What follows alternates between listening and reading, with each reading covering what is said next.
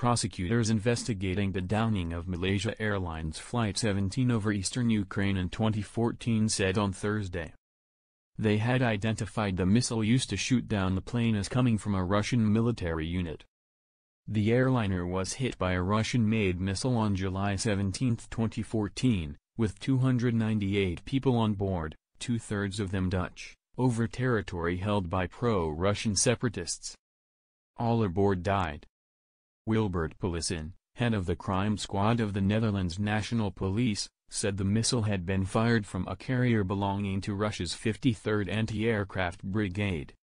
All the vehicles in a convoy carrying the missile were part of the Russian armed forces, he told a televised news conference. Russia has denied involvement in the incident. There was no immediate comment from Moscow on the investigative development. In an interim update on their investigation, prosecutors said they had trimmed their list of possible suspects from more than 100 to several dozen. "We have a lot of proof and a lot of evidence, but we are not finished," said Chief Prosecutor Fred Westerbeck. "There is still a lot of work to do." He said investigators were not yet ready to identify individual suspects publicly or to issue indictments. The question of whether members of the 53rd Brigade were actively involved in the downing of the plane remains under investigation, he said.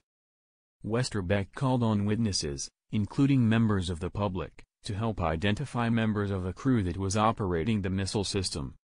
He also asked for tip-offs in determining what their orders were and in identifying the officials in charge of the brigade. A joint investigation team, drawn from Australia, Belgium, Malaysia, the Netherlands and Ukraine, is gathering evidence for a criminal prosecution in the downing of the plane. The Dutch Safety Board concluded in an October 2015 report that the Boeing 777 was struck by a Russian-made Buk missile. Dutch prosecutors said in September 2016 that 100 persons of interest had been identified in the investigation. While Australian and Malaysian officials had initially expressed hope that suspects' names would be made public in 2017.